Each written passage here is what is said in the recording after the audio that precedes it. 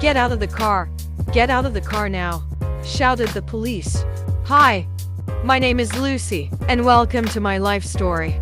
I'm sure you are wondering why this officer is shouting at me.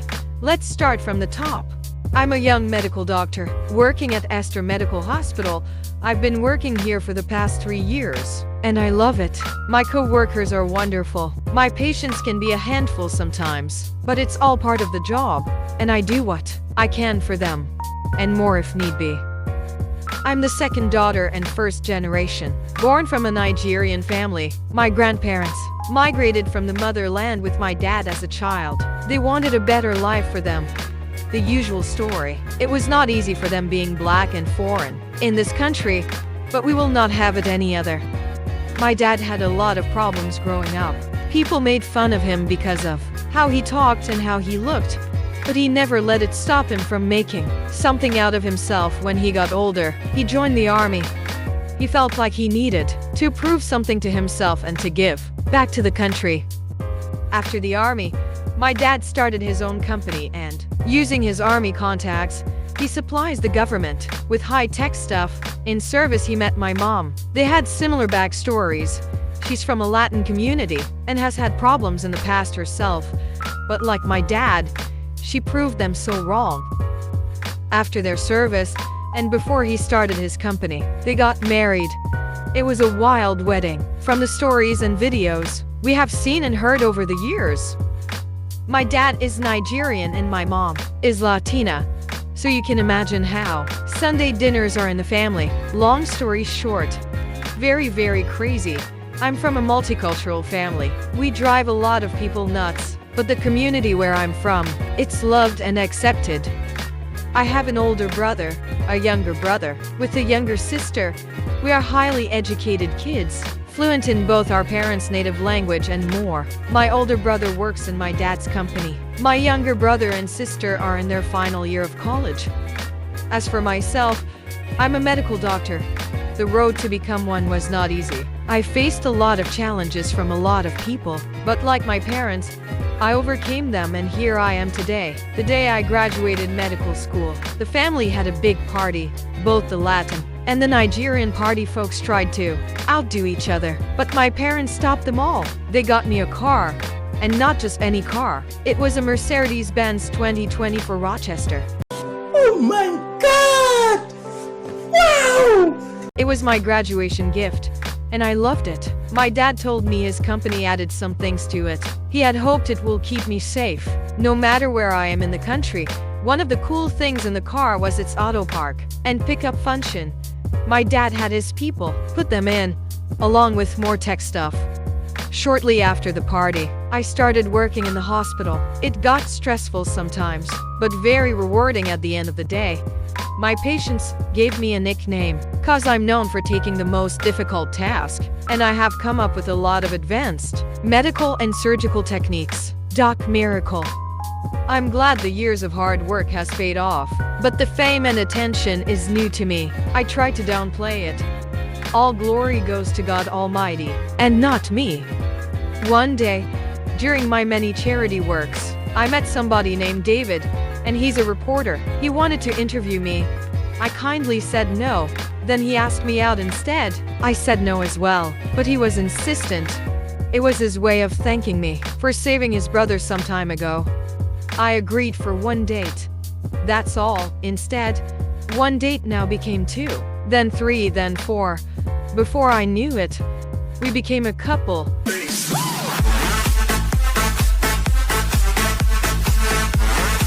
Very few people knew about us, and that's how we liked it. David is the most loving, hard-working man I have ever known. Whenever I have a rough day, he makes me feel so special. And I do the same for him. We have a rule. We never bring our work life home with us, unless need be. I'm Afro-Latina, and he is a white man from a middle-class family. Some people will not like it, and we don't care.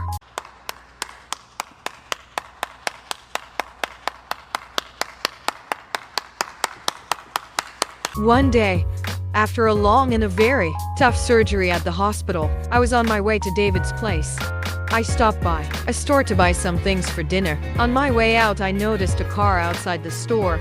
I saw this car a few minutes after I left the hospital. At first, I thought nothing of it, but after some time, I noticed this car was still behind me. When I turn, they turn. When I stop, they stop. I started to get worried. So I called David and told him what's happening. He told me to stick to well-lit and crowded places. He is on his way with a friend, so I did. I drove around for a bit longer, keeping to crowded and lit places. This worked for a while until I made a mistake and entered a place with less crowds, but lots of lights. Then suddenly this car that was following me flashed their lights on. They were police in an unmarked car. I've been stopped before. This is nothing new as a person of color, but something felt off, so I sent this info to David and I was live streaming with him as well. Two officers approached my car from opposite sides. As I locked my doors and rolled down my window, just a little, one of them said, "License and registration, please." I gave it to them. Then I asked, "What seems to be the problem, officer?" We are conducting an investigation, so we'll ask the questions. This is an expensive car. Did you steal it? You serious? Excuse me? Answer the question. This was a gift. From whom? My dad. I got it as a graduation gift. Is he a drug dealer? At this point, I've had enough. It's proof they don't know who my dad is. And so I asked them, "What's the point of all these questions? Why have you stopped me? What the hell did I do? I demand to know now." Watch your tone. You people are all the same. No way you can afford this car. I'm sure he's in a gang. Or a drug lord. That's what you people do. You steal and destroy this country. Now step out of the car. You are being detained on suspicion of illegal possession of a controlled substance. No, you have no right to detain me. And you need a warrant. For my safety, I will stay inside my car. I'm giving you an order. Step out now. I have done nothing, and I feel unsafe, so no. I will not get out. Looks like we have another one. Lady, if you do what you are told, you can go home. If not, we will shoot you, and nothing will happen to us. Now, get your black self out, or I will shoot you. No, I will not. This is for my safety. Partner, I see a weapon. Open fire, now. After they shot at me, I thought that was it. Then I remembered one very important thing about this car. It's bulletproof. Oh my God! Like I said, my dad has a tech company. One of his many clients are the government.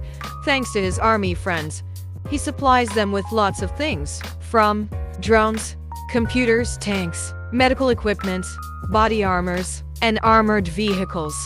After my dad got me this car, he upgraded it with his company's armor tech and added more things in it.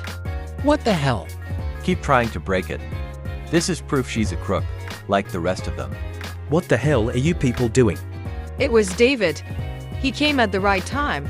He was very worried about me, and he came with a friend. The two cops were shocked to see them. They tried to send them away. Please step back and let us do our jobs. Officers, what did she do? David's friend asked, None of your business. Now step back, or I'll arrest you both for assaulting an officer. They were very rude to David's friend, and yes, he's black. But before they could do anything, he took out his ID. I'm a federal officer, you jerks. Gotcha, bitch! Try anything. It will be a lot worse for you both. Now, why did you stop her? The cop, still being rude, but slightly, responded saying, Possession of a stolen vehicle, possession of illegal substances, reckless driving, failure to comply with an officer, resisting arrest and attempt to assault an officer. What? The actual hell? You and I both know that's crap. I see marks from a gunshot on the car. She's in a closed area. She's still in her car. So unless you two have superpowers so you can see the so-called substances in the car, this is illegal, so stand the hell down and go. Before they could say anything, a crowd of people started coming. They knew things will get ugly for them, so they left, without saying a word. As soon as they left, I got out of the car. and hugged David and started crying. I was so scared. I thought I was going to die. Thank God I didn't. Thanks to his friend, we got home safely. After I calmed down, David and I went to work on exposing those cops. What they didn't know was that my car had cameras that captured the whole thing, from the time they followed me to the shooting, all of it. David spent the whole night editing the video. The next morning, before uploading it, we made a video of me detailing the whole incident, telling both our followers what happened, then posted the video, and within minutes, it was viral and shared with many others.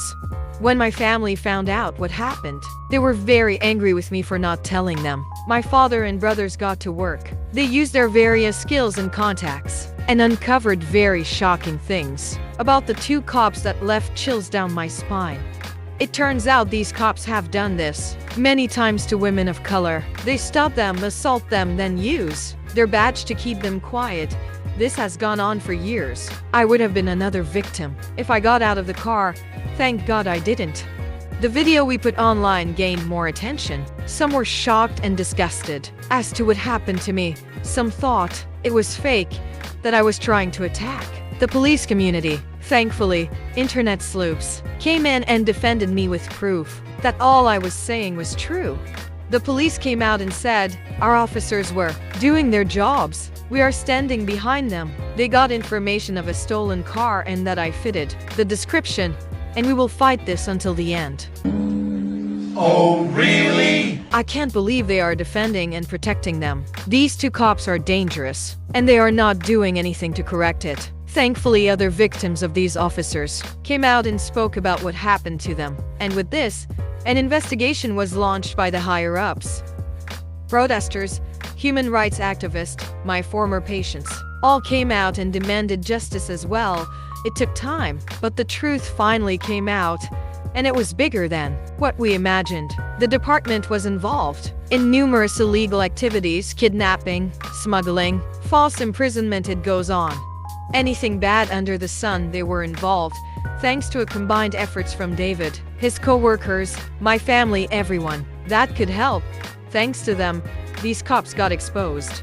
The two officers were arrested and sentenced to jail for a very, very long time. Them, along with their co-conspirators. I heard they cried like babies when they were taken away.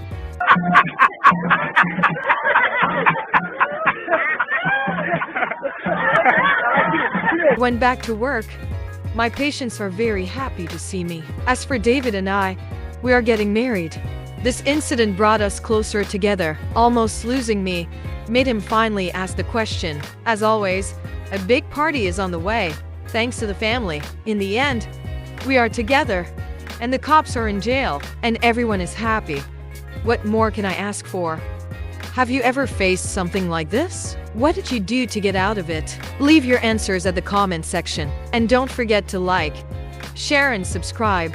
Thanks for staying till the end, and look out for more videos.